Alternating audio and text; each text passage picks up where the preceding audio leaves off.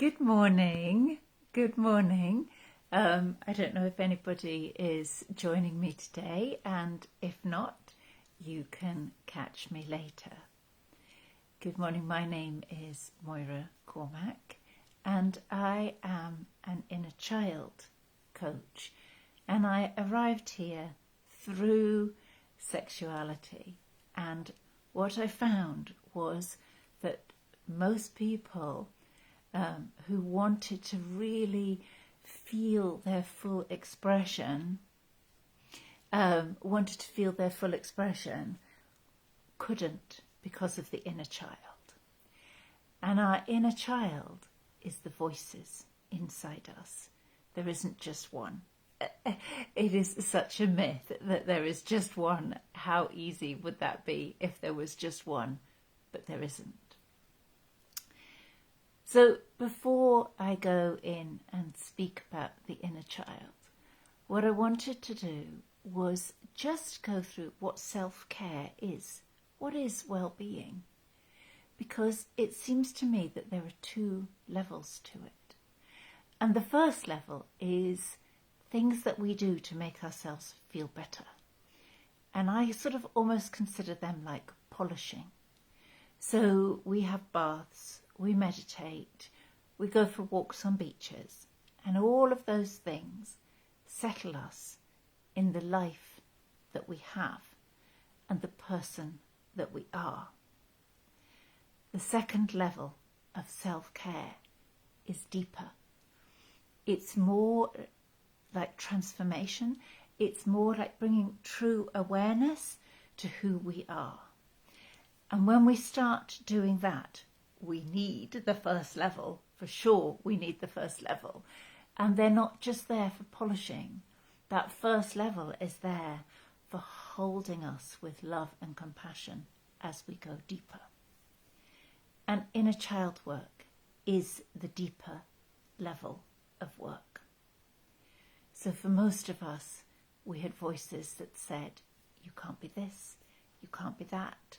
Don't put your head up, people will see you, you're a woman. Women come with such a huge legacy about being seen, about being judged. We can see that anybody who goes in the public eye, and this female, is torn apart for the way they look, for the way they dress. Every single one of us who's starting in business has that as a legacy, a socio-cultural legacy behind us.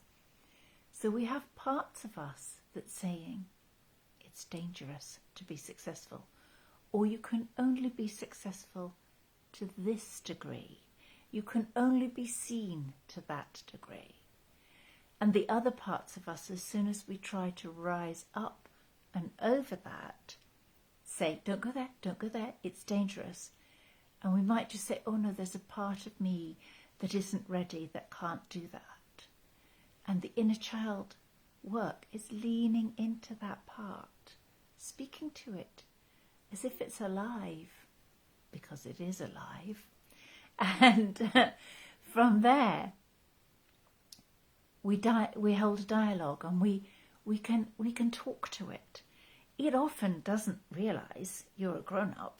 It actually thinks that you're a 12-year-old child, and it's not safe for you as a 12-year-old child to be going out into the world and doing X, Y, or Z. And when we talk to it, we go, well, no, actually, I'm 30, 40, 50, 60, or however old you are. We start to spin that around, and we can say to that part, it's okay. I'm a grown-up. I'm no longer a 12-year-old child. We can do this. So we're incorporating and drawing everything that has been inside us into us. The example I just gave was at a socio-cultural level. However, we also have our family level. Almost all of us have had parents who have said, don't do this or don't do that. I definitely came from a family where doing anything creative was seen as massively unsafe. What? You want to be an artist? What? You want to be a dancer? No, no, no, no, no. You're not going to be able to be safe doing that. You need a career for life and you need to be doing these subjects. And I remember at school studying physics. I mean, like, why was I studying physics? I couldn't do physics for love nor money. But they had felt I should hedge my bets from my artistic tendencies, because otherwise I would be impoverished, and that would be a terrible sin. It would be one of the most awful things that could happen. And so I've had to look at that. Would it really be the worst thing? Would I die if I was impoverished? Because my inner child is screaming the fears that were instilled in me. And as you go into this inner child work, then you also need all the self-care tools that you can get, but not ones that bypass the feeling sense. Because if they bypass the feeling sense, then we're not changing. The only way we can truly change is by going in and feeling it, feeling the depths of what it would be like to hold that fear of being impoverished that, for me, my parents had imposed on me, that, you know, I would die, that would be it. And feeling the full fear of that and allowing myself to do it.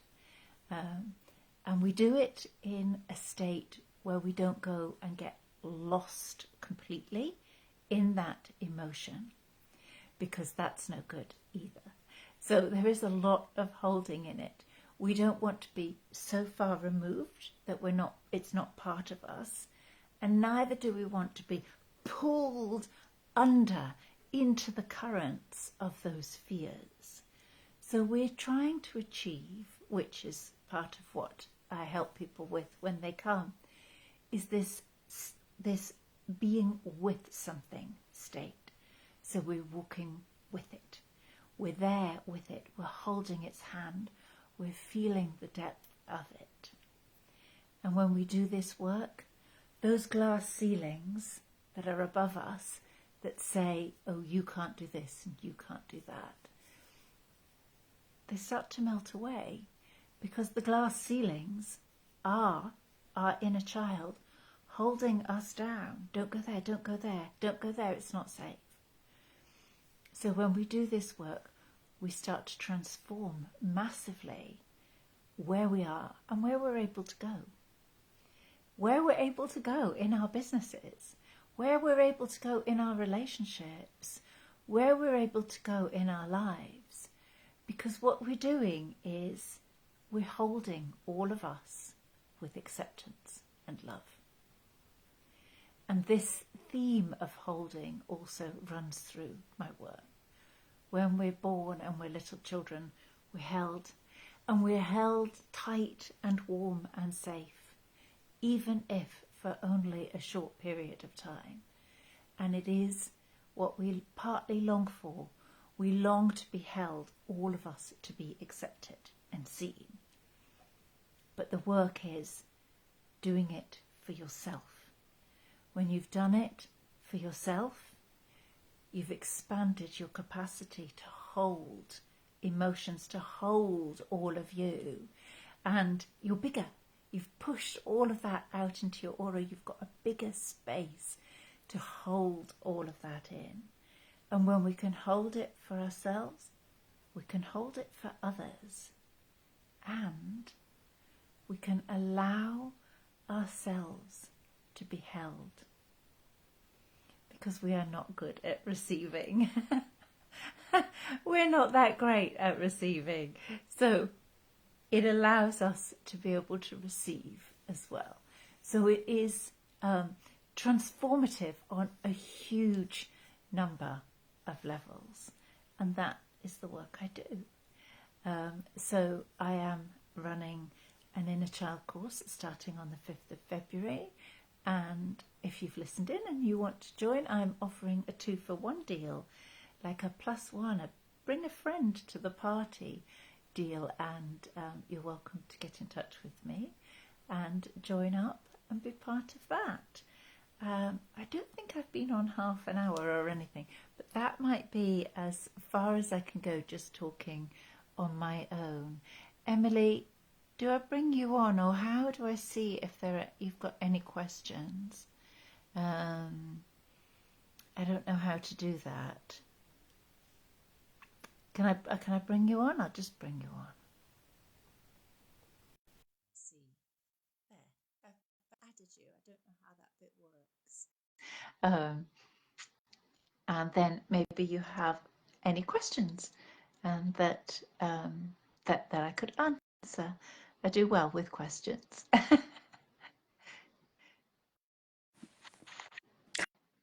Hi, Moira. Can you hear me? Yeah, I can hear you. Oh, excellent. Thank you so much for that. And I think I put a few comments on there because that really resonated. I think for me, and actually, funny enough, because where I work with big organizations doing kind of well-being for their HR functions, one of the things that we always talk about is the kind of the shadow self and the deep innate work that we need to do, particularly as female leaders and female business owners, to really understand what shows up for us in terms of those barriers, and that those barriers to kind of being seen, I think, are really, really important. And personally, I'm starting to do quite a lot of work with the inner child, because, and I put on the comment there, you know, for me, I was always a very artistic person. Yeah. And my parents, in trying to protect me, continually said to me, no, you know, you're academic, you can't be smart and creative at the same time, so you need to go down the academic route. And don't get me wrong, you know, I had lots of things that I enjoyed, languages and things like that, but what it's done is, I think, made me lose that ability to enjoy being creative for creative's sake. So it's always something that, as a well-being strategy, which is obviously what today is all about, Yeah. I always feel guilty using my time unproductively to go and do those creative kind of pursuits, and realizing now that actually that's completely just as a result of my parents trying to protect me and trying to, I suppose, do the best they can in like pushing you out into the world, this world that none of us really understand.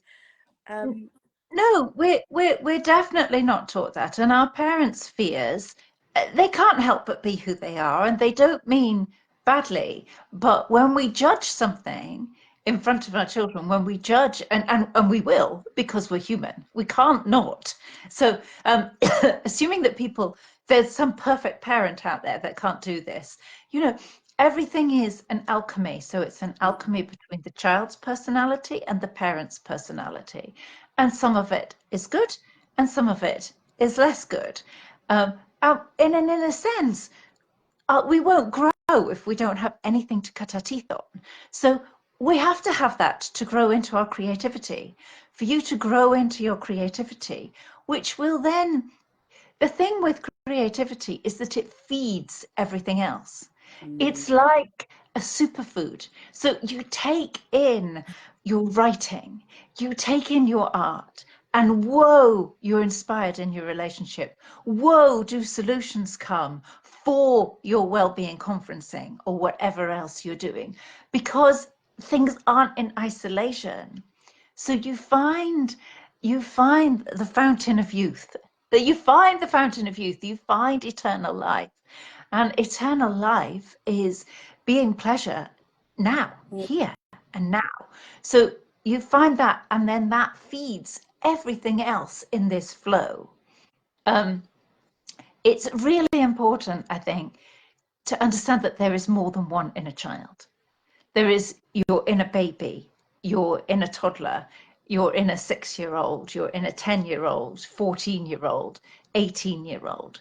And the first 7 years set patterns in us that we repeat and repeat and repeat. So part of those inner children, the parts that have never been seen or heard, and we go into relationship or we go into work and we want those things, we know them. They're the things you go home and complain about.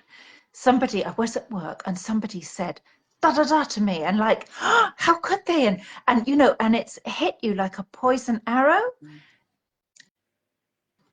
That is an inner child piece for you to find straight away. That's like, ah, what in me made me hurt with that so deeply, so quickly? And is that new, or has that been going on and on and on? And generally it's been going on and on and on. And those are the places that we look at. So when you come to the inner child work with me, we go through the whole picture. You're given a raft of tools, lots of creativity, because I am a writer and an artist and a hedge witch and endlessly creative, endlessly creative. So once you do that, you have to keep living. And so 6 months later, something will come up. You'll feel it and you'll go, oh, I can go back and I can use exactly that, because you've gained the awareness. And I think it's really interesting. So I've got a couple of people that aren't in the Facebook group that have obviously seen the sessions coming up today. There's 2 questions that have come through. And the first one was more of a comment than a question, actually. And it really resonates with me. And apologies if there's a bit of banging. That's my cat being very excited by your session. So one of the comments was that it's really interesting that when we talk about the inner child, we sometimes seem to still think of it as being something that's perhaps slightly woo or slightly spiritual, but actually psychologists have been talking about this concept for years. And the person asking this comment was just interested to hear your thoughts on that. And in your field of work, is it still something that you think we as women are struggling to access because we see it as maybe a bit woo or a bit of an add-on? Possibly, but to me it's the core. I did a 2-year training course, and the leader, who was extremely successful, said the thing that made a difference between success and not success was caring for her inner child. And all the most successful people in the world care for their inner child, both in business and in relationships, because all sorts of thing gets woo names. Yeah. But the idea of an inner child is really an inner family, because we've got critical voices in our heads saying that's not safe. Blah, blah. Oh, ooh, you're not going to do that, are you? You're no good at that. I mean, we have those critical voices, and if we listen to them, we can go, oh, that was the school teacher when I was 7. That's actually not my voice. That's not my voice. I mean, it's like, we've got all the voices. So we've got protective voices, we've got critical voices, we've got children's voices from different ages. We have a raft of people in there. We have a huge, rich family, and hidden underneath it is our true self. And that is what I call the magical inner child. So once we start clearing away that, there are times when the magical inner child comes through. And the idea with inner child work, or the idea of inner child and inner family work, is that it is so much easier to understand these pieces, to connect to them, when we see it as our child self. When we're just working with the critical voice, or it's just there, it's harder to get hold of. The inner child makes it tangible. So actually it makes it easier. People talk about, and one of the other really powerful things about inner child work is that it doesn't pathologize anything. And what I mean by that is that no part of you is bad. No part of you is bad. Every single part of you is lovable. Every single part of you has a reason for being there. Even the ego. So the ego is one of those big things that is in psychotherapy and everywhere, and it sort of says, oh, we want rid of that. We want rid, oh, the ego is bad. But that's part of you. That means that you have to live with part of you that is considered bad. And that means that you have a battle inside. You have this constant push-pull. Oh, if I could just suppress my ego, if I could just get rid of that bit. You can't cut off an arm. You can't. You've got to live with it. You've got to find a way to live with these pieces. You can't cut them out. Oh, I'm going to let go that part of me. Oh, that part of you that's been with you since you were a child. That part of you that's crying inside of you because it's neglected and abandoned. And that's the part that, you know, the new year has come and you're going to get rid of. And how's that going to work? Has that actually been working for you? No. No. So important, because, and it probably actually links to the second question that I've got, that's come through regarding kind of how to get started with some of this work and some of this understanding. And I think there's a bit for me there about actually recognizing and loving those parts, because you're so right. I think we put so much pressure on ourselves. We get to a new year and go, right, I'm gonna, you know, actually I've had a couple of clients say this to me recently. This year I am getting rid of the low self-esteem. That's brilliant. What an admirable goal. Fantastic, great. Where's that coming from?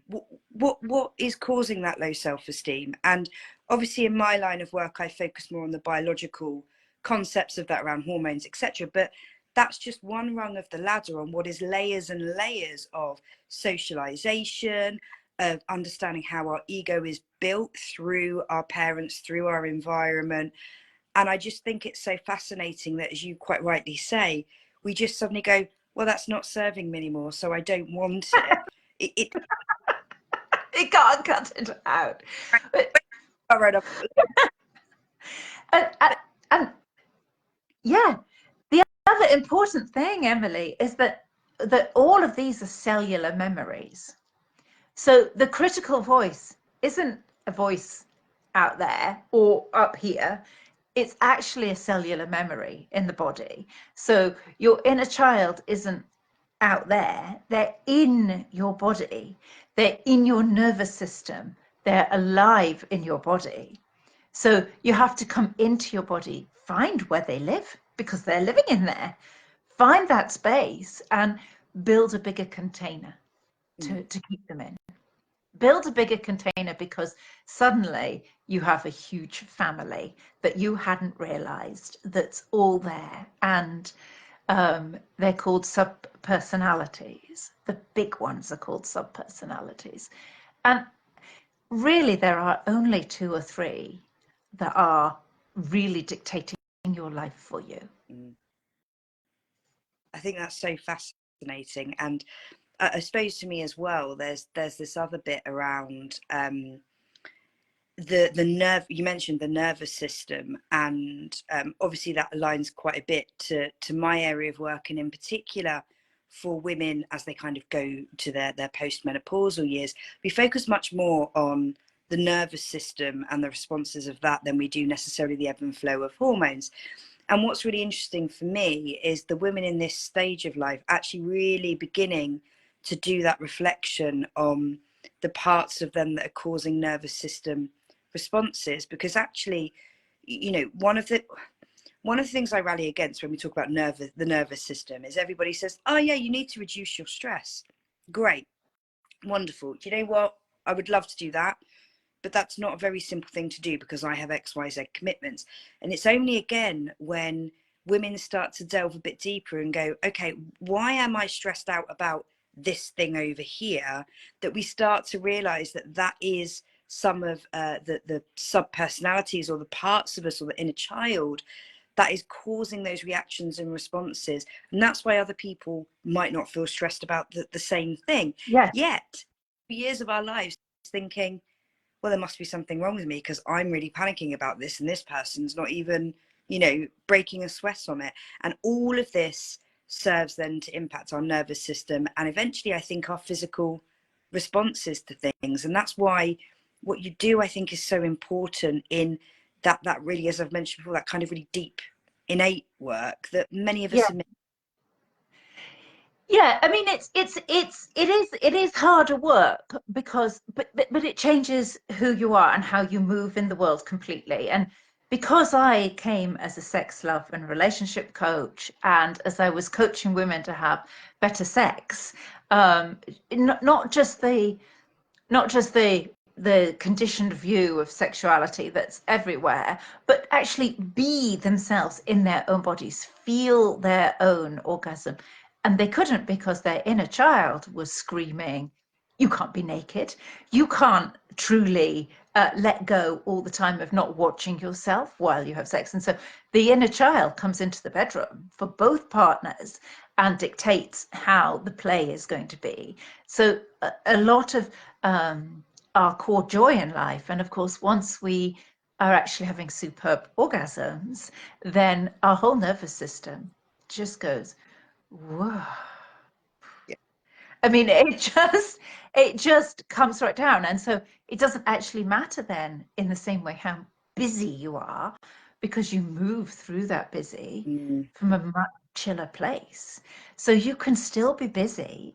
I mean, it's not being busy. If busy is for you, it's not saying, oh, I've got to be less busy. It's actually saying, how can I be busy and yeah, happy? yeah. How can I be busy without feeling the of it? And it's your body. So I might be the only inner child coach with breast massage, because that brings deep self-love into our bodies. But that is part of it. It is, those parts live in our bodies.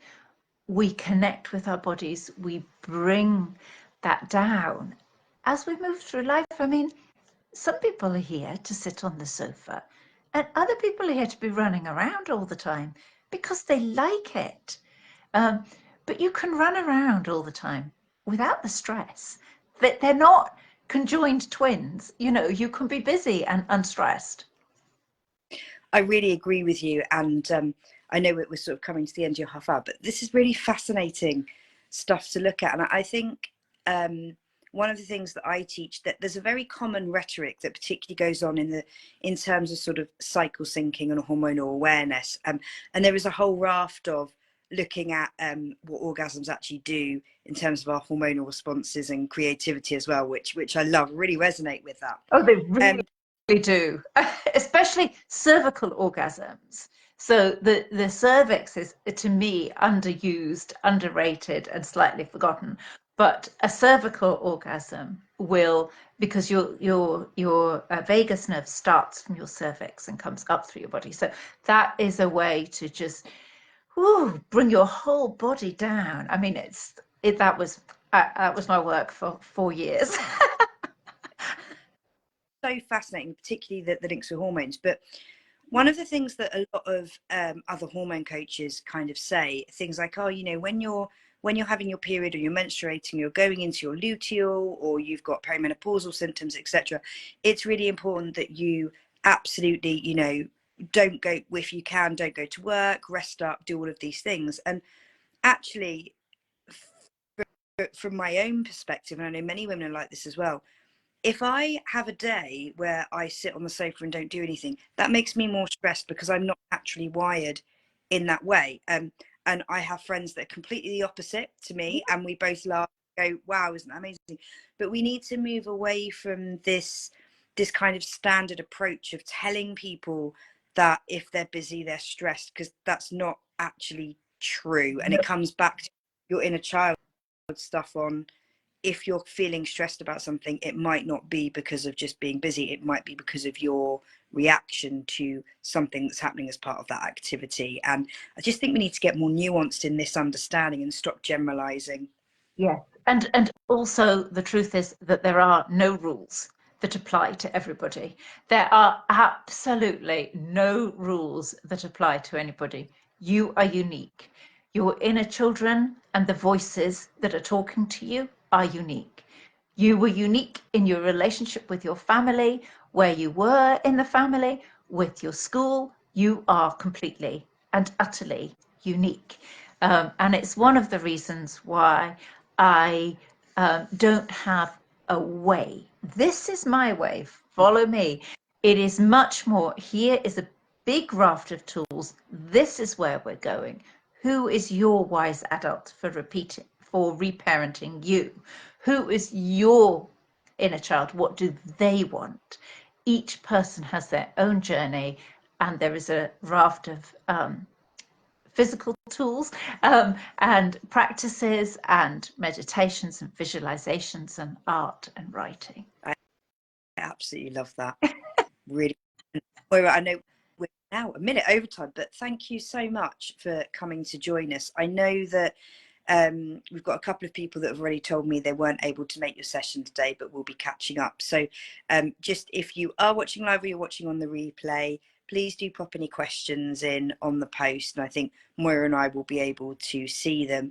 And Moira, if you've got a link that we can share in the group, just to for people if they are interested in taking this work to a deeper level with you, and please do feel free to pop it in the group. And as I've mentioned, you know, this for me is a really important layer of anybody's well-being strategy that they really should be thinking about if they want to show up with success in business and work. So thank you so much for sharing your insights with us. And I'm sorry it took me a moment to get on the live there. I was chucking the cat out of the room. Yeah, no, that's okay. I was like, oh, I hadn't thought about that. That's like, I can't, there's only a limit to how long I can speak on my own. But thank you so much for inviting me. Thank you very much indeed. That was really wonderful. Thank you, Emily. Take care. Bye.